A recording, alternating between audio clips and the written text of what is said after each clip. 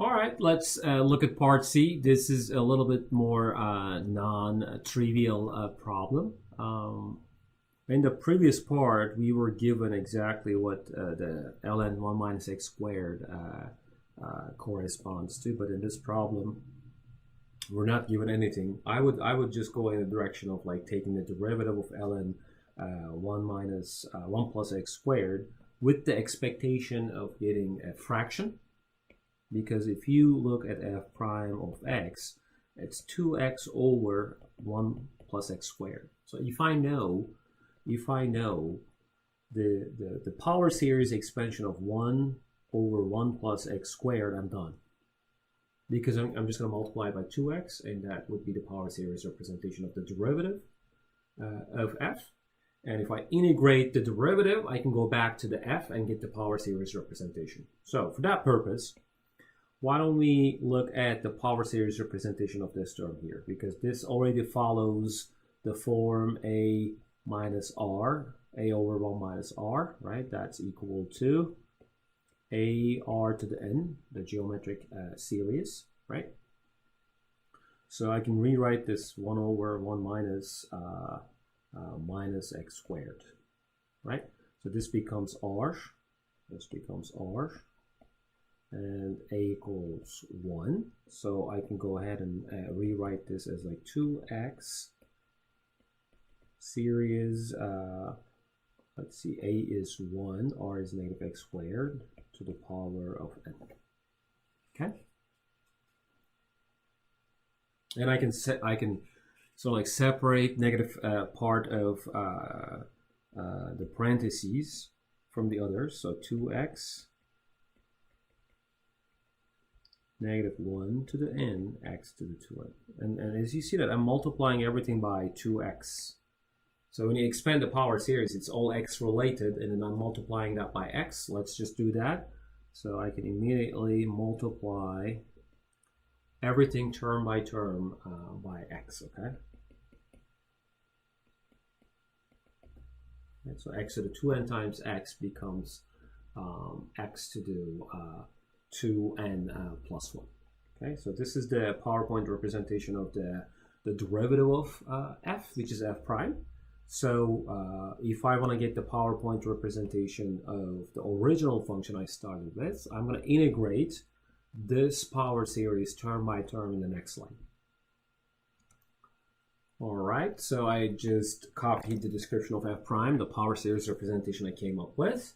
And the antiderivative of f prime is exactly equal to f of x, okay?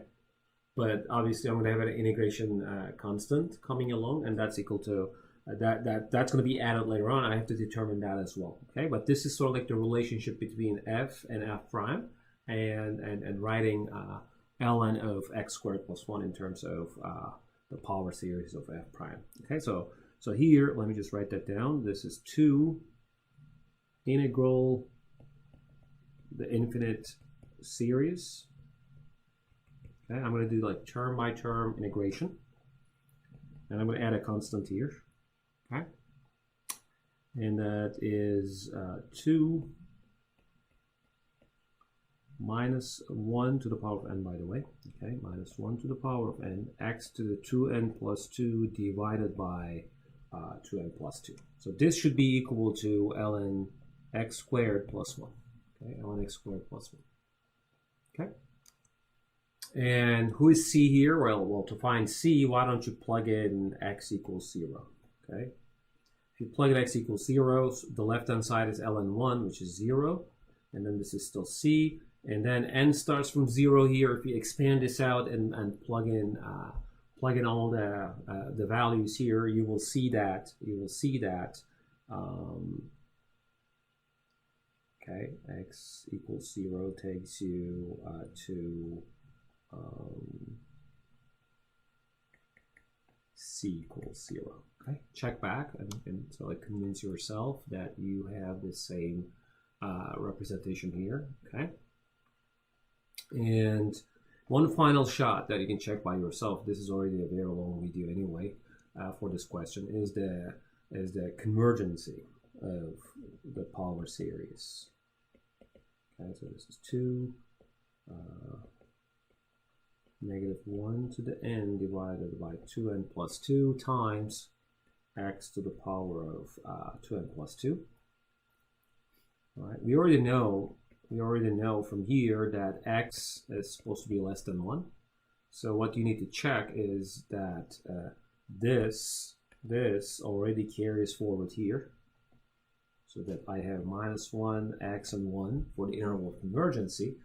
But you have to convince yourself that you can add the equality signs here, because if you include the endpoints, so this term here is going to be always 1 because it comes with an even power, and it's an alternating series for both -1 and 1, and you can use the alternating series test with an being 1 over 2n plus 2. Okay, and it's a decreasing sequence, and it goes to 0, and all two conditions of the alternating series test are satisfied, so you can actually include the equality signs here, so that the interval of convergency would be -1 and 1.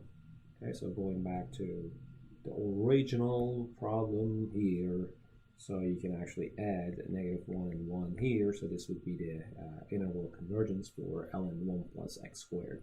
Again, this was like a relatively non-trivial question, because we first took the derivative of the given function to be able to use the given series here.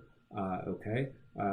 In the other questions, though, the partial fraction is provided to you, or how you get ln 1 minus x squared out of integrating two fractions. But in the third one, nothing is provided to us, so we had to guess how to start the problem.